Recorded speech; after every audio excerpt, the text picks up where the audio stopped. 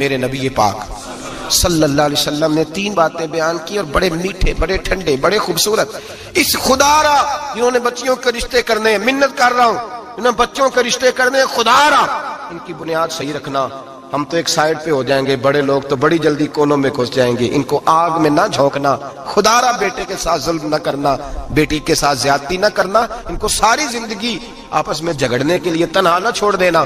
میرے نبی کریم صلی اللہ علیہ وسلم نے فرمایا 3 چیزیں دیکھ کے لوگ شادی کرتے ہیں. حضور کیا؟ اللہ کے حبیب نے فرمایا لوگ دولت دیکھ کے شادی کرتے ہیں. اپنی بیٹے اور بیٹے کی شادی دولت دیکھ کے نہ کرنا، دولت متکبر بنا دیتی ہے. لفظ حدیث میں فرمایا نہ خالی دولت نہ دیکھنا، خالی دولت دیکھ کے شادی نہ کرنا، یہ متکبر بنا دے گی. اور جو بھی دولت لے کے آئے گی جب وہ خامد کو عزت نہیں دے رہی تو خامد کی ماں کا تو دوسرا حصہ ہے، خامد کے باپ کا تو تیسرا درجہ ہے، اس کے بہن بھائیوں کا تو چوتھا درجہ ہے. تو بھائی جو خامد کو ہی سمجھتی ہے کہ یہ تو میری دولت کے پیچھے آیا ہے تو کسی اور کو کس نظر سے وہ دیکھے گی. میرے نبی کریم علیہ السلام نے فرمایا لوگ چہرے کی ظاہری خوبصورتی دیکھ کے شادی کرتے ہیں، ظاہری خوبصورتی دیکھ کے، خالی حسن دیکھ کے شادی نہ کرنا، یہ تو سرکش بنا دیتا ہے. حضرت ابو بکر شبلی رحمۃ اللہ علیہ صوفی بزرگ تھے. ایک نوجوان آ گیا، کہنے لگا حضور میں آپ کی بیٹی پہ عاشق ہو گیا ہوں اور میں ڈائریکٹ اس کی طرف نہیں گیا، میں نے اس کو کوئی وسوسہ دے کے اپنے ساتھ اس کو ایڈجسٹ کرنے کی کوشش نہیں کی، میں اخلاقیات کے دائرے میں رہ کے رشتہ لینے آیا ہوں. فرمایا تجھے میری بیٹی کی کون سی چیز اچھی لگی؟ نوجوان کہنے لگا خوبصورت بڑی ہے. آپ نے فرمایا ٹھیک ہے تو 1 مہینے کے بعد آنا، میں تیرا رشتہ کر دوں گا. حضرت نے اس کو دوائی کھلائی، بچی کو دست آنے لگے، پخانے لگ گئے. 1 مہینہ سارا وہ پخانے کرتی رہی. وہ جو پخانا کرتی تو ایک مٹکے میں گھڑے میں سنبھال دیتے. 1 مہینے کے بعد وہ نوجوان آیا، اس نے دیکھا کہ اس کی آنکھوں کے نیچے سیاہیاں پڑ گئی ہیں، رنگ بدل گیا ہے، کمزور ہو گئی ہے، ہاتھ کانپتے، ہڈیوں کا گٹھا بن کے لگی ہوئی ہے. فرمایا آجا میں تیار ہوں. پردہ ہٹایا کہ میری بیٹی ہے شادی. کہنے لگا میں نے تو نہیں اس سے شادی کرنی. کہ تو کہتا تھا عشق ہو گیا ہے، پیار ہو گیا ہے. تو اس نے کہا صاحب میں تو اس کی خوبصورتی سے پیار کرتا تھا. تو آپ نے فرمایا اگر شادی کے بعد میری بیٹی بیمار ہو جاتی، اگر نکاح کے بعد اس کے حالات بگڑ جاتے تو کیا کرتا؟ آپ نے فرمایا ادھر آ میں تجھے بتاؤں تجھے پیار کس چیز کے ساتھ تھا. اس کا بازو پکڑا اور گند والے مٹکے پہ لے گئے. فرمایا تو اس گند سے پیار کرتا، یہ ہے تیری محبت. میرے نبی پاک صلی اللہ علیہ وسلم نے گھر ٹوٹنے سے بچانے کا نسخہ پہلے یہ بتایا. فرمایا خالی دولت دیکھ کے شادی نہ کرنا، دولت متکبر بنا دے گی. اور خالی حسن دیکھ کے شادی نہ کرنا، حسن آدمی کو سرکش بنا دیتا ہے. حضور کیا دیکھیں؟ فرمایا دین دیکھ کے شادی کرنا، اللہ تمہارے لیے برکت پیدا فرما دے گا. دین دیکھ کے نکاح کرو، دین دیکھ کے نکاح کرو. محبوبہ یہ دین والا لفظ کس کے لیے ہے؟ فرمایا ادھر آؤ، کائنات میں اگر اللہ نے سب سے شان والی بیٹی دی ہے تو مجھے دی ہے، اور میں اس علی کو دے رہا ہوں جس کا مکان بھی کوئی نہیں، کاروبار بھی کوئی نہیں، جس علی کا بظاہر کوئی بینک بیلنس نہیں، کوئی مربع نہیں، کوئی شے نہیں. حضور علی کے پاس کیا ہے؟ فرمایا میرا علی عشاء کے بعد قرآن شروع کرتا ہے تو فجر سے پہلے ختم کر دیتا ہے. میرا علی صبح کی نماز کے وقت تلاوت شروع کرتا ہے تو ظہر سے پہلے قرآن مجید پڑھ دیتا ہے. فرمایا رزق کھاتا ہے، تھوڑا کھاتا ہے پر حلال کا کھاتا ہے. فرمایا پاکیزہ روٹی کھاتا ہے.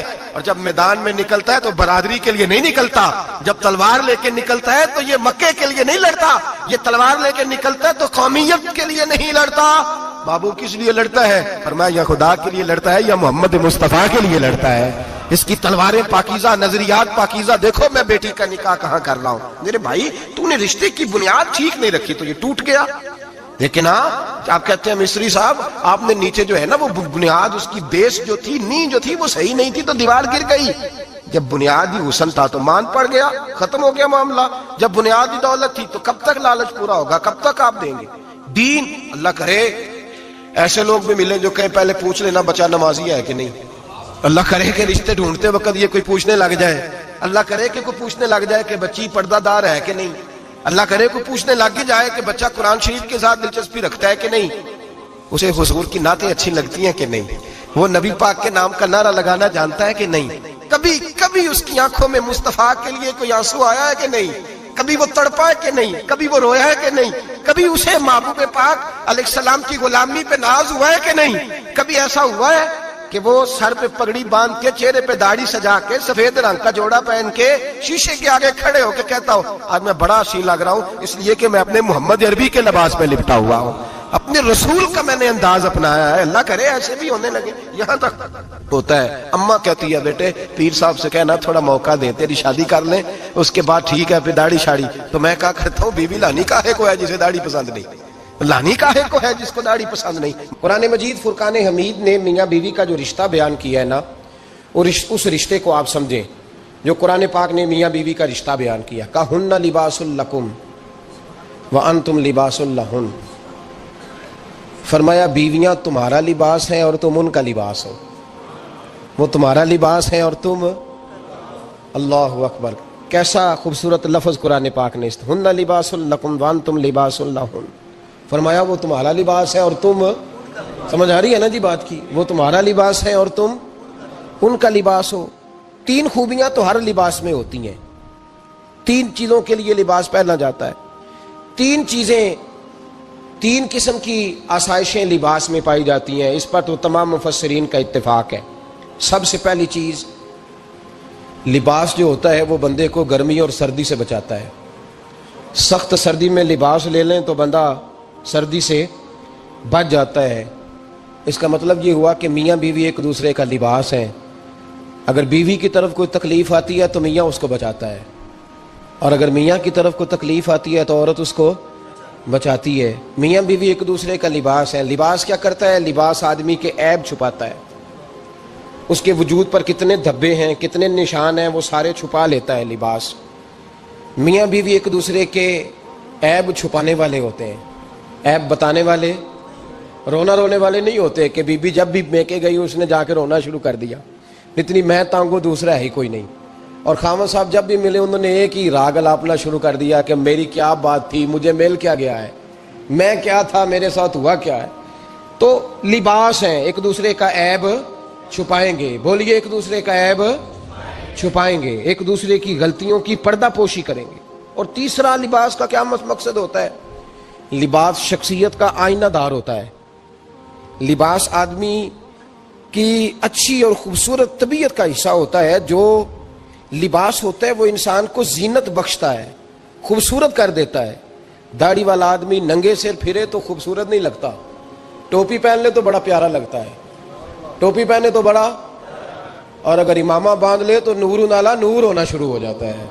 اللہ کرے آپ خوش ہو جائیں، آمین تو کہہ دیں۔ اللہ کرے فجر کی نماز آپ امامہ باندھ کے پڑھ لیں، آمین تو کہیں۔ چلو کونی جنہ دی داڑھی نہیں انہوں نے رکھنی چاہیے، جنہ دی نہیں ہونا نو موضوع نہیں تھا، پر ہماری بھی مجبوری ہے، داڑھی آ ہی جاتی ہے، ہر موضوع میں شامل ہو جاتی، رکھنی چاہیے۔ سب یاد رکھیں لباس آدمی کو زینت دیتا ہے۔ قرآن مجید کے لفظوں پہ غور کرو، اگر تو شادی کے بعد بیوی کے آنے کی وجہ سے خامد کو سکون نہیں ملا تو اس کا مطلب ہے اس نے گھر کو زینت نہیں دی، اور اگر شادی کے بعد اس بچی کو تحفظ نہیں ملا، اس کو اپنے گھر کے اندر سکون نہیں ملا، تو اس کا مطلب ہے خاوند نے اسے زینت، اس لباس نے زینت نہیں دی۔ میاں بیوی ایک دوسرے کا لباس ہے۔ اس مقدس رشتے کو اسلام نے باندھا، اور لباس کہہ کے باندھا۔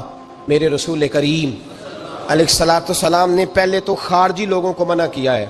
میری ذاتی رائے یہ ہے کہ میاں بیوی کی ذاتی لڑائی کوئی بھی نہیں ہوتی، ذاتی لڑائی، میری باتوں کی سمجھ تو آ رہی ہے نا آپ دوستوں؟ کوئی نہیں آ رہی؟ اللہ جزا دے آپ۔ میاں بیوی کی ذاتی لڑائی کوئی نہیں ہوتی۔ ہوتا پتہ کیا ہے؟ لڑکے سے پوچھیں کہ بتائیں جناب کیا حال ہے، تو کہتے ہیں بیوی میری صحیح ہے، اس کے گھر والے نہیں صحیح۔ سنا ہے آپ نے بھی کبھی یہ لفظ؟ تو اسی طریقے سے اگر لڑکی سے پوچھیں کہ تیرا کیا حال ہے، تو کہتی ہے خامن تو میرا دھیان رکھتا ہے، اس کی اماں نہیں خیال رکھنے دیتی۔ تو لڑائی جو ہوتی ہے وہ تیسرے آدمی کی وجہ سے ہوتی ہے۔ تیری اماں آئی تھی تو اس طرح کہہ گئی، تو تیرا بھائی آ گیا تھا تو وہ یہ کہہ گیا، تیسرے فرد کی وجہ سے۔ میرے نبی کریم علیہ الصلوۃ والسلام نے تیسرے بندے کو سمجھایا ہے، تیسرے فرد کو حضور نے سمجھایا ہے۔ نبی پاک علیہ الصلوۃ والسلام نے فرمایا خبردار، ماں، بھائی، بیٹا، باپ سارے لحاظ کریں، بسنے دیں میاں بیوی کو۔ اگر شادی کر دیا تو ان کو سکون سے رہنے دو۔ تم دو جملے کہہ کے چلے گئے، کوئی عیب نکال کے جو چھپا ہوا تھا خامن کی نظر میں وہ نکال کے بتا دیا کہ تیری بیوی یہ کام بھی کرتی ہے، اب تم تو ہٹ گئے وہ بات کہہ کے، اب انہوں نے اکٹھے رہنا ہے۔ ان کی زندگی مصیبت کا شکار ہو گئی، آزمائش میں آ گئے وہ دونوں، ساری زندگی کڑتے رہے۔ ایک عیب نکال کے لڑکی کے گھر والے لڑکے کا اسے بتا کے چلے گئے تیرے خامد میں یہ عیب پایا جاتا ہے، وہ ساری زندگی کڑتے رہیں گے، تکلیف میں رہیں گے، انہوں نے تو کٹھے رہنا ہے۔ بتانے والا چلا گیا، میرے رسول کریم صلی اللہ علیہ وسلم فرماتے ہیں لعنتی ہے وہ شخص، لعنتی ہے وہ شخص۔ یا رسول اللہ کون سا؟ فرمایا جو بیوی کو مرد کے خلاف اکساتا ہے اور مرد کو بیوی کے خلاف اکساتا ہے، وہ لعنتی ہے، ملعون ہے، رحمت الہی سے دور ہے وہ شخص۔ انہیں قریب کرنے کی کوشش کر، تو ان کے اندر محبت پیدا کرنے کی کوشش کر۔ میرے نبی کریم علیہ الصلوۃ والسلام نے جب حضرت سیدہ فاطمہ الزہرا رضی اللہ تعالی عنہا اور جناب سیدنا علی المرتضیٰ رضی اللہ تعالی عنہ کی شادی کی تو نبی پاک نے دونوں کے سر جوڑے اور دونوں کے درمیان محبت کی دعا فرمائی، دونوں کے درمیان محبت کی دعا فرمائی۔ اور نبی پاک صلی اللہ علیہ وسلم حضرت فاطمہ کے سامنے جناب علی کے فضائل بیان فرماتے، اور جناب علی آتے تو نبی پاک فرماتے فاطمہ تو میرے وجود کا حصہ ہے، وہ تو میرے جگر کا ٹکڑا ہے۔ تو ان دونوں کے درمیان الفت پیدا، یہ سب سے پہلے تو خارجی لوگ اس بات کا خیال کریں، سب سے پہلے تو خارجی لوگ خیال کریں، توجہ دیں کہ ان کو بکھرنے سے بچائیں۔ اب میاں بیوی بھی سمجھ لیں کہ ہماری ذمہ داریاں کیا ہیں۔ مسند امام احمد بن حنبل میں حضرت ابو درداء رضی اللہ تعالیٰ عنہ سے حدیث مروی ہے، نبی کریم صلی اللہ علیہ وسلم کی بارگاہ میں ایک خاتون نے آ کے عرض کیا یا رسول اللہ صلی اللہ علیہ وسلم مجھے بتلائیے خاوند کا حق کیا ہے۔ یہ جو حدیث سنانے لگا ہوں نا، یہ بیٹی کو سنانی ہے، جا کے یہ ٹیلی فون کر کے بہن کو سنانی ہے، صرف بیوی کو سنانے کی نہیں ہوتی یہ چیزیں۔ یہ حدیث بیٹی کو سمجھائیں، بہن کو سمجھائیں، ان لوگوں کو سمجھائیں، تاکہ اور یہ یاد رکھیں خاوند کے حقوق اگر بچی کے گھر والے اسے سکھائیں نا تو اس کی سمجھ میں جلدی آ جائیں گے، اور بیوی کے حقوق اگر خاوند کے گھر والے اس کو سمجھائیں تو اس کی سمجھ میں بات جلدی آئے گی، وہ خیر خواہ سمجھتے ہیں اپنے رشتہ داروں۔ یہ والی حدیثیں ان لوگوں کو سنانی چاہیے جن لوگوں کا بچہ ہے یا بچی ہے، متعلقہ آدمی حقوق بیان کرے۔ جب متبادل چیز کسی کے سامنے آتی ہے تو وہ کئی دفعہ سمجھتے ہیں کہ خلوص اس میں پورا نہیں پایا جاتا۔ حضرت ابو درداء رضی اللہ تعالیٰ عنہ فرماتے ہیں ایک خاتون حضور کی بارگاہ میں آئی، عرض کرنے لگی یا رسول اللہ صلی اللہ علیہ وسلم میں نکاح کرنا چاہتی ہوں، شادی کرنا چاہتی ہوں، مجھے بتلائیے خاوند کا حق کیا ہے، اگر تو میں ادا کر سکتی ہوں تو میں نکاح کروں، ورنہ میں اس کام سے بچوں۔ میرے نبی کریم علیہ الصلوۃ والسلام نے فرمایا بی بی اگر خاوند کے ناک سے رینٹ نکلے، ریشہ نکلے، پیپ بہے اس کی ناک سے، اور بی بی اپنی زبان سے وہ صاف کر دے تو پھر بھی اس کا حق ادا نہیں ہوتا۔ حضرت ابو درداء کہتے ہیں آنکھ کھول کے اس عورت نے دیکھا تو میرے نبی پاک نے اگلے جملے ارشاد فرمائے، حضور نے فرمایا تو ان باتوں میں حیرت کر رہی ہے، میں اگر خدا کے علاوہ کسی کو سجدے کا حکم دیتا تو میں عورت کو کہتا اپنے خاوند کو سجدہ کرے، میں اس کو کہتا یہ کام کرے۔ میرے رسول کریم علیہ الصلوۃ والسلام نے حقوق کا تعین فرمایا، حقوق کا تعین فرمایا، اور نبی کریم صلی اللہ علیہ وسلم نے فرمایا جو عورت اس حال میں مر گئی، اس حال میں دنیا سے گئی کہ اس کا خاوند اس سے راضی تھا، اس کا شوہر اس سے راضی تھا، اس کا گھر والا اس سے مطمئن تھا، تو میرے نبی پاک فرماتے ہیں جب دنیا سے جائے گی تو رب کریم جنت کا دروازہ کھول کے فوراً ہی جنت میں داخل فرما دے گا، اس کو بغیر روک ٹوک جنت دے دی جائے گی۔ شرط یہ ہے کہ وہ جب دنیا سے جائے تو اس حال میں جائے کہ اس کا خاوند اس سے شکوے نہ کرتی پھرے، شکایتیں نہ کرتی پھرے، شکایتیں نہ کرے۔ ہمارے زمانے میں شکایتیں ہوتی ہیں، اور خواتین عورتیں اس بات کو سمجھتی نہیں کہ اللہ نے جو میرے نصیب میں رکھا تھا اور جو خاوند رب نے میرے لیے پسند کیا تھا وہ اللہ نے مجھے عطا فرما دیا ہے۔ وہ شکوے کرتی ہیں، شکایات کرتی ہیں، اور دوسری عورتوں کو سامنے رکھ کے وہ فلاں کے حصے میں یہ چیز آئی، فلاں کے حصے میں یہ چیز آئی، فلاں کا خاوند یوں کرتا ہے، شکوہ کرتی ہیں۔ میرے رسول پاک علیہ السلام نے فرمایا عورتیں کثرت سے جہنم میں جائیں گی، کثرت سے۔ تو ایک صحابی رو پڑے، ایک حدیث میں لفظ یہ ہے رو پڑے، عرض کرنے لگے یا رسول اللہ وہ ہماری مائیں بھی ہیں، بیٹیاں بھی ہیں، بہنیں بھی، حضور جہنم میں جائیں گی؟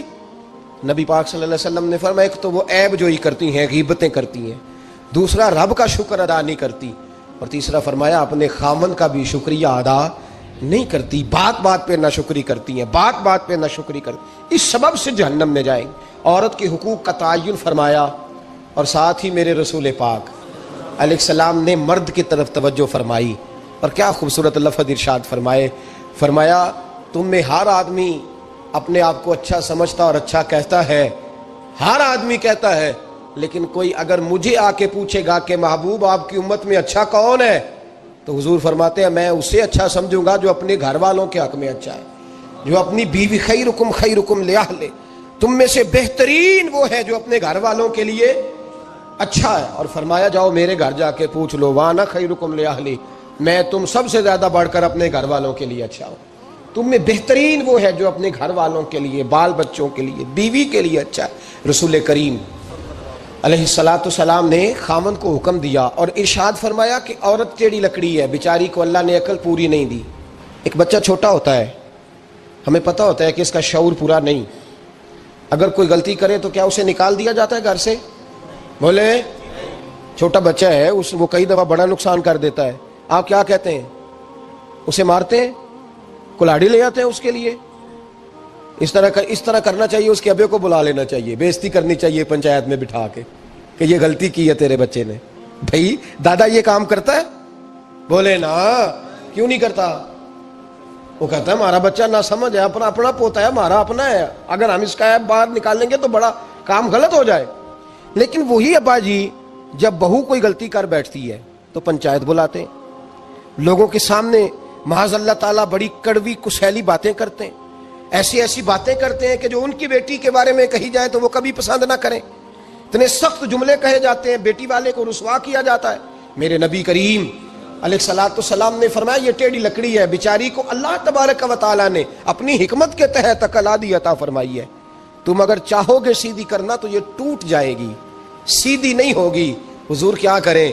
فرمایا اس کے ساتھ گزارا کرو، اللہ تمہیں اجر عطا فرمائے گا، اس کے ساتھ وقت گزارو، اللہ تمہیں اس کا، یہ ذہن بنانا چاہیے خاوند کو کہ یہ، اور خاوند کی ذمہ داری ہے۔ اعلیٰ حضرت رحمۃ اللہ علیہ نے فتاوی رضویہ کی 24ویں جلد میں بالتفصیل لکھا ہے، آپ فرماتے ہیں خاوند کی ذمہ داری عورت کو کپڑا فراہم کرنا، روٹی فراہم کرنا، رہنے کے لیے گھر دینا، نان نفقے کا خیال کرنا، اور آپ فرماتے ہیں اگر وہ مطالبہ کرے تو ہفتے میں ایک دن اس کے ماں باپ سے ملانے بھی لے جا سکتا ہے۔ ہفتے میں، جی کوئی نہیں بول دے تسی، ہفتے نہیں، یہ نہیں صحیح لفظ، ہر ہفتے اے سوکھ ہے، کدوں ملان کرنا ہے؟ پاویں نہ بولو، گل جڑی سچی ہو تے سچی ہے، ملان کدوں لے جانا ہے؟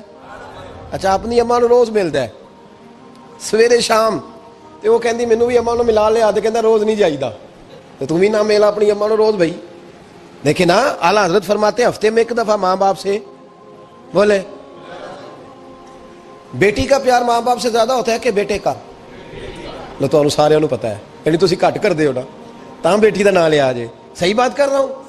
تو جس کا پیار زیادہ ہے اس کو روک دیا، کہتے نہیں روز نہیں جائیدا، سال بعد جائیں، بلکہ ان تے اللہ خیر کرے، اللہ پاک فضل کرے، دماد صاحب کی عزت ہی نہیں نہ ہوتی، اس کو آنکھوں پہ بھی اٹھائے تو کہتے ہیں تیرے گھر دے میری عزت نہیں کر دے، پتہ نہیں ان تو عزت بھائیا کیڑی شاید نہ رکھے ہے، وہ کیڑی ہے جڑی تینوں چاہیے، اللہ ہی بہتر جانتا ہے۔ عزت نہیں کرتے تو لہذا میرا پروٹوکول نہیں، پھول لے کے کھڑے نہیں ہوتے گلی میں، وہ باہر نہیں نکلتے، وہ اشتہار نہیں چھاپتے کہ دماد صاحب آ رہے ہیں، اور ویسے بھی میں کہاں جاؤں، مطلب یہ کہ چپس بھی نہیں ہے، انہوں نے سنگ مرمر بھی نہیں لگوایا ہوا، تو میں کیسے جاؤں، میری شان کے خلاف۔ اعلیٰ حضرت فرماتے ہیں ہر ہفتے وہ بیٹی جو ہے، تو بیٹیاں ہوتی ہیں، یہ تو اس دن پتہ چلتا ہے نا جب اپنی بیٹی بندہ ڈولی میں ڈالتا ہے، پھر پتہ چلتا ہے کہ دل کرتا ہے ہر ہفتے اس کو ملنے کو، دل کرتا ہے کہ وہ آئے، چہرہ دکھائے، ایک دفعہ مل جائے، ہر ہفتے اس کو ملوانے لے کے جائے، اس کی غلطیاں معاف کرے، اس کے عیبوں پہ پردہ ڈالے، اس کی کوتاہیوں کا خیال کرے، اس سے درگزر کرے۔ میرے نبی کریم صلی اللہ علیہ وسلم نے فرمایا میں اپنی امت کو حکم دیتا ہوں کہ اپنی بیوی سے بغض نہ پالنا، بغض نہ پیدا کرنا، کوئی غلطی کرے تو بغض نہ پیدا کرنا، بغض نہ رکھ لینا سینے میں کہ تو ہے ہی ایسی، تو ہے ہی، بغض نہ پالنا۔ اور کیا خوبصورت لفظ ہیں حضرت خدیجہ الکبریٰ کے سرتاج کے، اور کیا لفظ ہیں جناب سیدہ آمنہ کے لال کے۔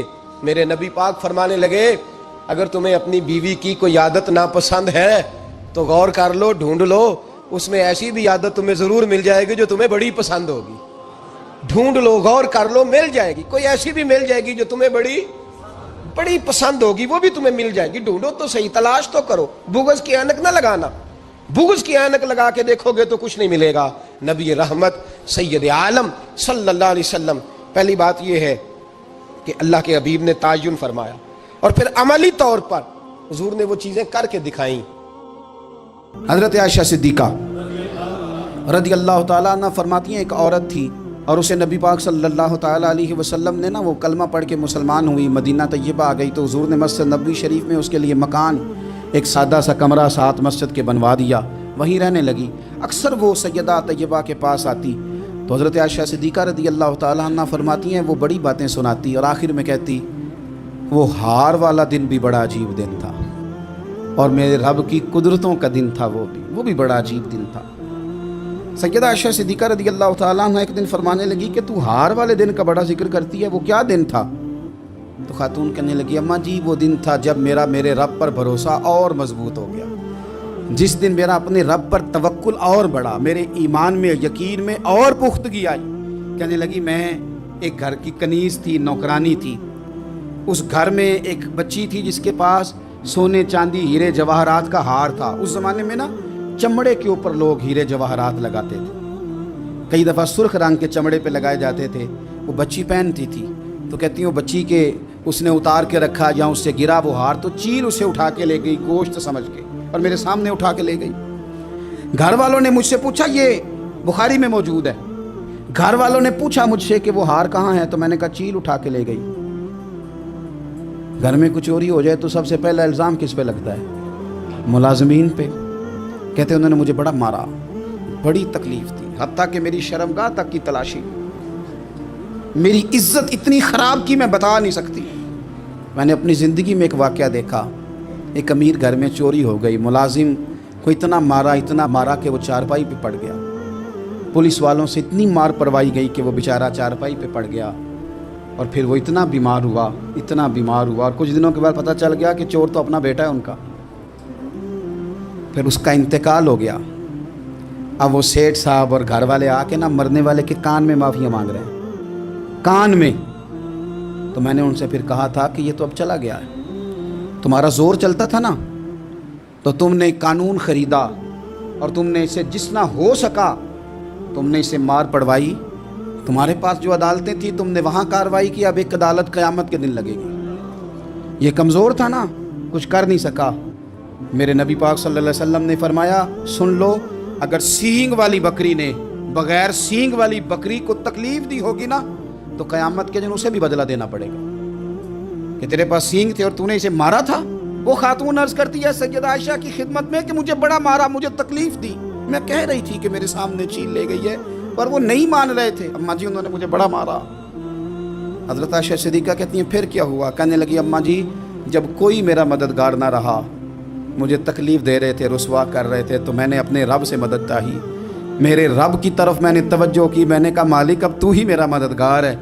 کہتی ہے وہ مجھے مار رہے تھے تو وہ چیل جو ہار لے گئی تھی وہی لے کے واپس آ گئی، اور ہمارے سروں کے قریب لا کے اس نے جب اس ہار کو پھینکا وہ مجھے چھوڑ کے سائیڈ پہ ہوئے، وہ میری بے گناہی جان گئے، لیکن آپ کو بتاؤں اس دن سے میرا اپنے رب پر یقین اور بڑھ گیا۔ مجھے سمجھ آ گئی کہ جب انسان پورا ٹوٹ جاتا ہے اور جب کوئی چاروں جانب اس کا مددگار نہیں ہوتا تو رب تو ہوتا ہے نا، اللہ تو اس کا مددگار ہوتا ہے نا، وہ تو پھر اپنے اس بندے کی مدد کرتا ہے نا، پھر وہ تو توانائی دیتا ہے نا، وہ تنہا نہیں چھوڑتا، وہ تو آنسوؤں والوں کے آنسوؤں پہ بڑا کرم فرماتا ہے، وہ تو قسم پرسی میں آ جاتا ہے، اس کی رحمت بڑھ کے استقبال کر لیتی ہے۔ اگر آپ کو ہماری ویڈیو اچھی لگی ہے تو ہمارے چینل کو سبسکرائب کر لیں، لائک کریں، کمنٹ کریں اور اپنے دوستوں کے ساتھ ضرور شیئر کریں۔ اب ملتے ہیں اگلی ویڈیو میں